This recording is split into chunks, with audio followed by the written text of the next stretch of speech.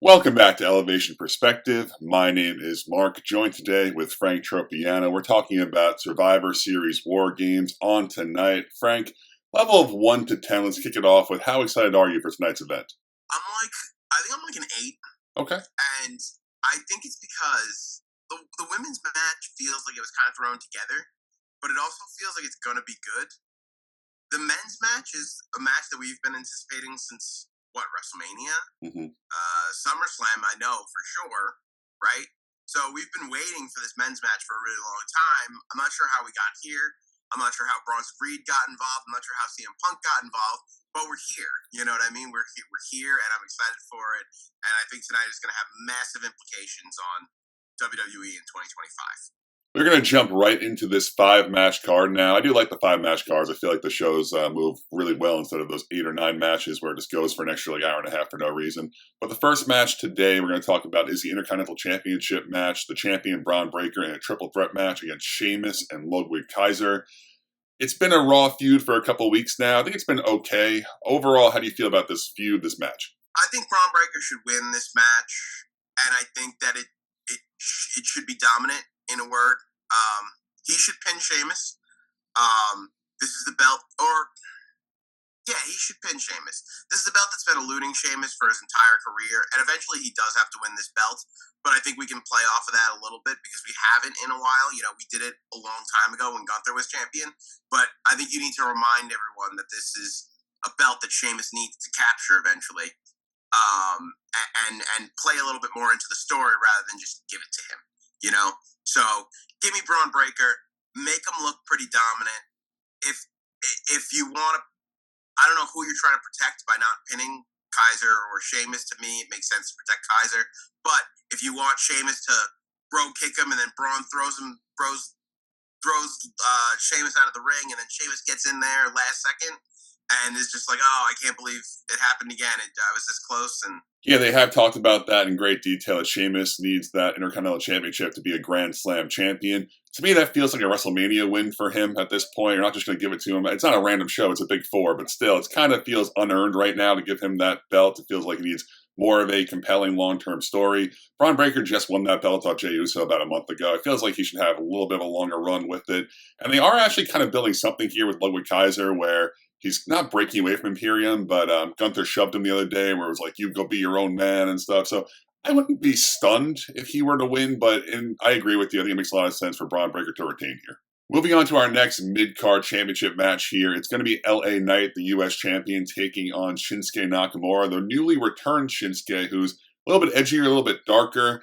My one thing here, I think it looks pretty cool. The presentation's pretty good. I feel like we've done this before, where Shinsuke kind of just goes off TV, like comes back, like I don't know if it's going to stick this time. I think Shinsuke's cool. I like him, but at this point, I just feel like how many times have we like rinsed and repeat bringing Shinsuke back after a long absence, trying to make him work? It didn't really work, and he kind of always goes after the mid-card title. How do you feel? I'll tell you what, I completely agree with what you're saying. And there's one way to fix this, right? There's one way to make it this time stick. Let him win. He wins. Yeah. Let him win. Shinsuke goes over, at least for now. LA can get the belt back. You know, LA could be a 2-time United States champion. He doesn't have to hold this belt for infinity. Just like Braun Breaker lost it and then got it back. You know, let Shinsuke win. I agree. Cool presentation. He's got some momentum behind him, even though it's only been like 2 weeks. They did a really good job building this feud in just 2 weeks. Yesterday on SmackDown was great. I thought that was a really good development in their story. Yeah, just have Shinsuke win, and I'm going to take Shinsuke. Okay, that's fair enough. I've been thinking about this. I don't think it's LA's fault, but it feels like that whole situation is a little bit stale over on SmackDown. A lot of matches with Andrade, Carmelo Hayes, Escobar. It kind of feels like the same crop. That happens a lot with the mid-card titles, I feel like, where like the same guys just kind of repeatedly going after it. Like I said, I don't think it's LA's fault. He's not boring me. He's still really over with the crowd, but we could probably use a change here. I'm going to say LA does retain. I think it's a little bit quick to just throw it right on to Shinsuke. Shinsuke probably goes over in this feud eventually.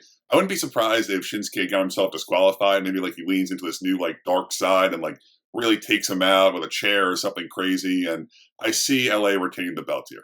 Moving on to our World Championship match here. The champion Gunther taking on the challenger Damian Priest. We spoke about this a little back on Raw on Monday, how probably last month we would have said there's no chance at all Damian Priest wins this, and now we're both like, maybe if you squint, there's a possibility here. What do you got here, Frank? I'm still taking Gunther. Yeah. I don't think that I can see Damian Priest walking out. It just feels like you've built up Gunther to be this big, hulking, foreign brute, and now for him to be taken down within the context of what, a month, that would be tough. That would be really tough for me to get around. I don't love what they're doing with the character, but if he gains his confidence back after this win with Damian Priest and starts menacing people up and down the roster again, then it'll all be worth it. So, yeah. I'm going to take Gunther to retain here as well. I think I'm just thinking about how the finish is going to be. I'm thinking, I don't know if it's not going to be clean. I don't see Priest losing clean. I just wonder if it's going to be like an eye rake, a low blow. Is Kaiser going to get involved there? Because the way they're building up this story, and I hate it, like I said to you previously, but they're going to have, I think, Gunther win as like a chicken heel, not like a dominant force. Like he's going to do something shady. He's going to pull off the turnbuckle. Like he's not going to win straight up here. Okay, we both have Gunther retaining there. I think that's probably going to be the majority of wrestling fans feeling that way. Moving on to our first WarGames match, the women's match. I'm going to have to read off every name here. We have Rhea, Bianca, Bayley, Naomi, and Io Sky taking on Liv Morgan, Nia Jax, Raquel Rodriguez, Tiffany Stratton, and Candice LeRae. Lots of names, lots going on there. Off the cuff, I know we kind of talked about it a little bit in the intro here. Just overall, are you excited for this match? How do you feel about it? Yeah, I mean, I'm excited to see Io in WarGames again. I just can't wait to see what she pulls out. Feels like she should be in this match every year. I also think they have a lot of interesting dynamics that could be played off, like Io and Bayley in that cage together. Hopefully one of them doesn't start. I want to see the two of them in that cage together. I want to see some side eyes. I think they should have 3 cameras at all times in WarGames, one on each cage, especially with like Punk and Roman that are going to be in there later. Like, I need to see that. You know what I mean? I want just as many eyes on that as the actual match. But I think this has match of the night potential, because I think we're all expecting the men's to be match of the night. This match is going to be great. The women that they chose for this particular match, tenfold best that they could do. Well, let's have a little bonus question here. I'll do it for the women's and the men's. We know that the face team here has the advantage because Bianca pinned Nia Jax. Who do you think starts this match for the face women and the heel women? For the face women, I think it's going to be Naomi. She's the vet. She also has the least amount of problems with the people in the cages, so I want to see her in the, she's like friendly to all. For the heel women, this is interesting. To me, it's a no-brainer. It should be Tiffany Stratton. Give her another chance to showcase her greatness. We saw her in the Elimination Chamber almost a year ago now. Just be great, Give her that opportunity to show she is great. She has the feud with Naomi, so it makes sense. Those are my starting 2. All right, definitely like what you said there. I'm going to take Bayley, I think, here. I think she's going to want to prove herself to the team and really keep reaffirming that she is with them and say, I'm going to start things off. I'll be the Iron Woman. I'll go the whole distance here. I think that makes sense from a storyline perspective. I'm bouncing back and forth. I think Tiffany Stratton's a great guess, what you said there, but also Candice LeRae, I can see being, she's going to be pretty underutilized in this match. I feel like people don't really care about her. Maybe if you start her off, give her a few good spots in the early going that people will kind of get behind her and care. But I think you made a lot of sense. I'm going to go with Tiffany Stratton. So I'll go Bayley and Tiffany. You'll go Naomi and Tiffany. We're probably going to be half right. I'll tell you what, it's not going to be Liv Morgan. Liv, if she plays her character right, she should be in the back of that cage, waiting until the very, very last second, and then she could scurry her way in there. Yeah, Nia's probably going to go out in the middle, I think, and then Liv will be last. That probably just makes the most sense. Maybe the women's face team are just crushing them, and then Nia comes out to even the odds and takes care of them, and then at the very end we'll have the eventual Rhea and Liv payoff, which we don't need the payoff, but it's going to happen. Just going on to further this match here, who do you have winning? So this is the face team all the way for me. This feels like the easiest finish in the world. Again, I'm hoping for an end for this Liv and Rhea feud. So I got Rhea stacking Liv up, the way she does, where she literally bends her legs over her face. 1, 2, 3, dominant. Probably sticks her tongue out because that's what Rhea does. And the face team walks away the winner here. I think this might be the easiest one of the night. You don't see any kind of possible Bailey or Naomi drama in the sense that maybe it's revealed during the match they took out Jade, any kind of like chaos amongst the team? Listen, if they do something like that, that would be awesome, and it would throw me for a loop. But right now, this just feels like Rhea gets her revenge in the middle of the ring. Because that's been this whole story, right? That's why we're here. There's nothing else going on. Bianca's like in this, you know what I mean? And she should be more of a focal point, and she's going to be awesome. She should start the match for the face team. If you want to put the best performer in there, it should be Bianca going the whole way because she can. But I don't think they're going to do that. I think they're going to have her in that like Superman moment where she comes out and turns the tide for the face team.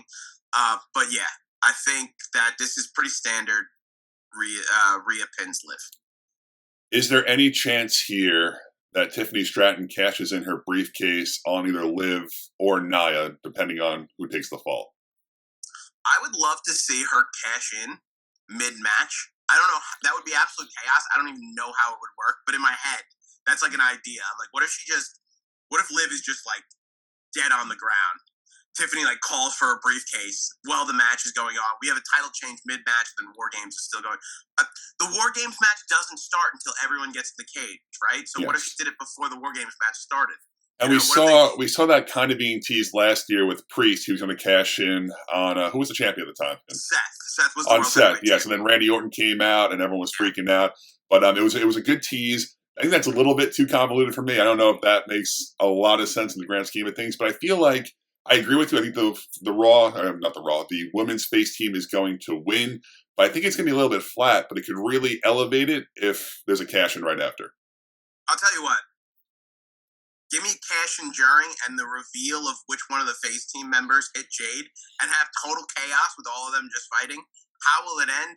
If they could pull something like that off, I think it would have match of the year like potential between like storylines brewing, a cash in, and the fact that you have 10 just of the most talented women performers like ever in WWE in the cage doing their thing. Like I think truthfully, like there's a lot of potential here. I'll tell you what, that could be match of the year or a complete dumpster fire, depending on how it's executed. That's true too, but I feel like Bailey, Naomi, Nia, Liv, Bianca, like the names in there. That's not a dumpster fire. You know what I mean? There's not dumpster fire names in there. Those are big names. I trust them to do what they're gonna do. All right, so we're both going to take the face women's team for the Survivor Series WarGames match. Before we move on, who do you have eating the pin for the women? It makes a lot of sense what you said about Rhea taking out Liv. Just because it'll make more sense to further my story, I'm going to say Nia takes the pin and then Tiffany cashes it on Nia because I feel like she has to take that briefcase off of Nia. It doesn't off the belt off of Nia. It doesn't make sense to take it off of Liv. It's a little bit weird. I don't know if they want Nia taking a pin, but just to further my own storyline I just created to have the cash in, I'll say Nia takes the pin. Okay. And so you have Bianca being the one to pin her? That could be everyone hits their finish in the middle of the ring. The final last finish is just down there. The final, Bianca makes the most sense. She has good music. Everyone got excited. So we'll go with Bianca after there's 4 finishes on Nia. Moving on to our presumably main event here, the men's war game match, the OG Bloodline taking on, are they the new Bloodline or just the Bloodline? Is that just... I think they just call themselves the Bloodline, which is like Solo's the troll, and it works. You know what I mean? He's been great. He's been really good. He's been a really funny comedic presence. But of course, the OG Bloodline team, Roman Reigns, Jimmy Uso, Jey Uso, Sami Zayn, and CM Punk taking on, we have Solo Sikoa, Tama Tonga, Tonga Loa, Jacob Fatu, and Big Bronson Reed. Like you said, I don't know how we even got here. There's so many layers to this, especially with CM Punk and Bronson Reed on that side. I think everything else makes pretty much sense. How do you feel here? How excited are we? What's going on? I mean, look, this is going to be the main event of the show, and it's going to be the main event of the show for the reason. This has been the storyline of the last 3-4 years now in WWE, and it has not lost any luster. I'm excited to tune in to see the Bloodline versus the Bloodline in WarGames. You know, like, this is the gift that keeps on giving in the WWE. So, yeah, I'm excited. You throw CM Punk into the mix, a rising star and Big Bronson Reed, get me there. We've already had so many different seeds planted here throughout the storyline on Who's going to turn on Roman Reigns? Is someone going to turn on Roman Reigns? Of course, Paul Heyman came back last week to bring CM Punk as the fifth man, wearing the Solo attire with the red handkerchiefs. Everyone's like, what's going on there? We had the one backstage segment where Sami Zayn threw his phone away when Solo was calling or something weird like that. And they're just planting these seeds, which is a good thing. I'm going to be very upset if it is Sami Zayn. I don't think that's going to happen. I feel like we got to keep those four at least on the same page going forward for the time being. Of course, the Uso brothers, Sami Zayn and Roman Reigns. I don't need them turning on each other. That feels like, let's keep those four together. It makes the most sense to have Punk do something if there was something to be had here. So, for me, right, I'm okay with someone turning on Roman Reigns. It will crush me if it's Jey Uso. Because they've built Jey as like this perfect like baby face, like got out from under it. Now he's like the consummate good guy going back, trying to help out the family even though they were bad to him.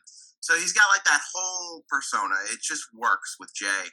And if he turns, it will just be like, I don't think it would be just me. Like, I think everyone would be devastated if he wound up being the heel. I think there's no chance it's Jey. Jey is so over right now as like probably one of the top 2 or 3 baby faces in the entire company. Presumably whoever turns on Roman is turning heel and joining Solo's bloodline. So it doesn't make sense at all. They want to keep Jey away. They want to keep Jey a face. I don't think Jimmy has enough of an impact. I don't think anyone cares if it's Jimmy. So I just look, it's like Sammy's the only one with a chance that would actually like hurt if he did it. My thing here too is it can't be Punk. Like, it doesn't make any sense to me because that's what so if you're showing me something, right, and you're showing me that Punk and Roman have these problems, right, then you just do Punk and then it's like, well, you told me what was going to happen before it actually happened, and I guess I never really believed that they could coexist anyway, right? So it's got to be someone else. They keep alluding to this favor, that Punk owes Paul this favor. Everyone kind of thinks maybe it's Paul getting out of the bloodline. No one knows exactly what it means. I'm sure it'll be explained to us very clearly. I think with Punk, if you tell it in a way that, of course, in the early goings of this match, when they're sitting in the cage and everything, there's going to be a lot of hostility. They're not going to be talking. You can feel like the anger and the frustration toward each other. If you get them on the same page throughout the match, they do like some kind of tag team together. Maybe Roman gives them like a nod of acknowledgement, and then later toward the finish, he hits them to go to sleep. I think that could be good, depending on how they do this. Of course, it has to be Punk or Sammy, in my opinion. If we're gonna have a weird finish, a way for Roman to lose this match, it's got to be Punk or Sammy. I don't know. I guess that this big favor is being teased. I feel like pay that off on SmackDown. You know, don't do that during the match because then it's going to be exactly what everyone thought it was going to be. Which, like, there are good times for that and there are bad times for that, and I think this would be one of the bad times. I don't know. I don't know if I'm really explaining that right, but that's just, if it's Punk, it'll be so obvious, you know? It'll be like, oh, you never should have trusted him in the first place. And I guess let's go over to the heel team now. I don't see a lot of kind of problems amongst this group. It feels like maybe if they want to do something with like Jacob and Big Bronson Reed, maybe like some kind of like getting each other's way throughout the match, a little like pressure there, a little kind of problems. But overall, you feel like the heel team will just work together properly. Yeah, no, I don't see any issues here. I mean, Bronson being the outsider, right? Technically, there's always a chance there, but I think that this team should be in perfect harmony. Just like we did with the women's match here, we'll go over our 2 starters. I'm going to go with main event Jey Uso for the OG Bloodline.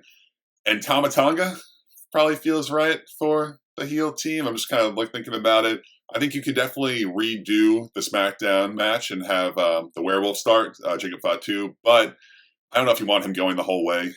He kind of feels like a guy that's a little bit too important to have him out there that long. I'm sure he's going to do some crazy spots in this match.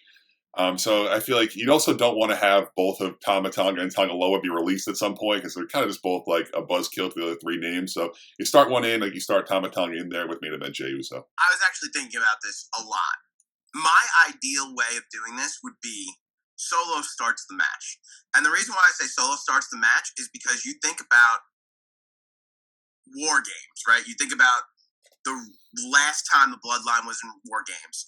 Roman practically set up a chair, you know, in the back of that cell. He was not going in there until he was the very last person, right?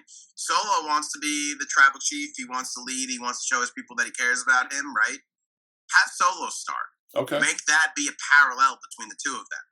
Then Jacob comes in next because obviously he needs his bodyguard. You know, he needs his guy. The Tongans can come in, and then Big Bronson Reed could make the big splash at the end. You know, do I think that's actually going to happen? Probably not. I agree with you. I think it's Tama Tonga to start. They could also do Jacob Fatu, but I'm gonna say the same thing as you. You should have stuck. You should have stuck with your idea. I like that idea a lot.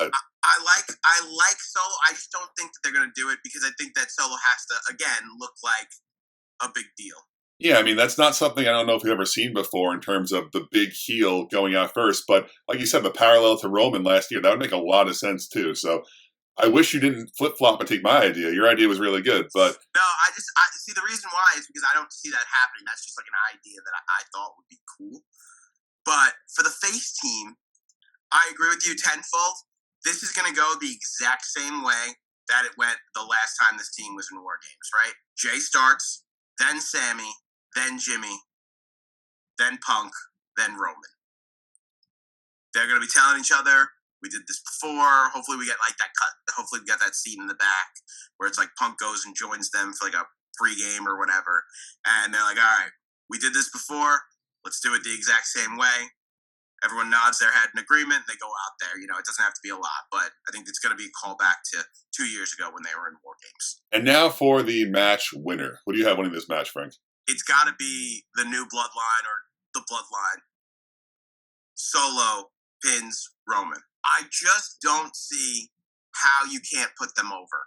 They're like right there now, right? They're like right there now.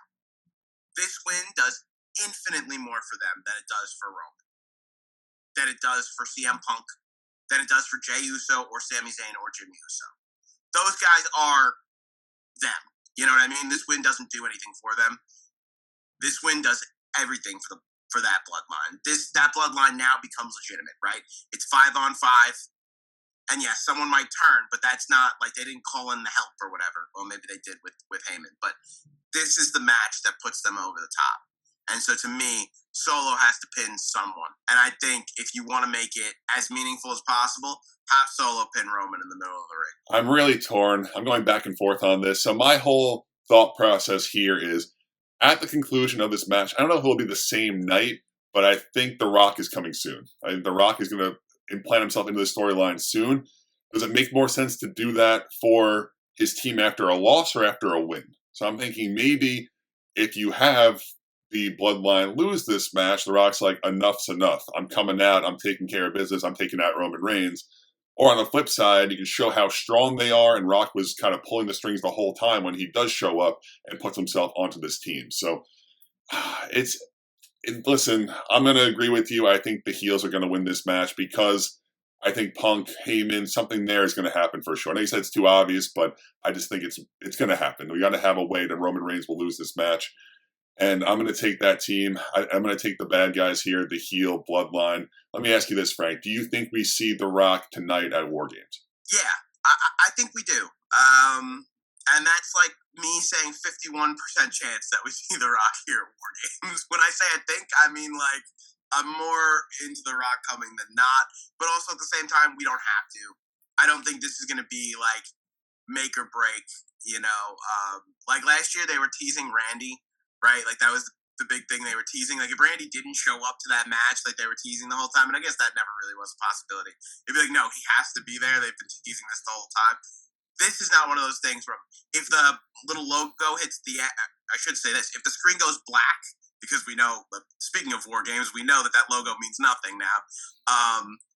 If the screen goes black and he's not there, I'm not going to be disappointed. I'm not going to be like, oh, he should have been here in that moment, unless something happens that dictates that. But I do think that he'll be there. 51%. Part B of that question, is it the same situation where we had with the Roman Reigns and Cody tag team where he just comes out there and stares at them, or does The Rock do something tonight? Okay, so if the new bloodline wins, right, and then The Rock comes out, if the new bloodline is doing like putting their fists in the air, doing the ones, right, he could put his one up too. That's how it could end. If the OG bloodline is the one that like goes over or is like winning at the end, right, then I expect him to get physical and do something. But that's going to do it for us here for Survivor Series WarGames predictions. Very excited for the show tonight. Hopefully we have a lot to talk about on Monday. Have a great day. Thanks for watching.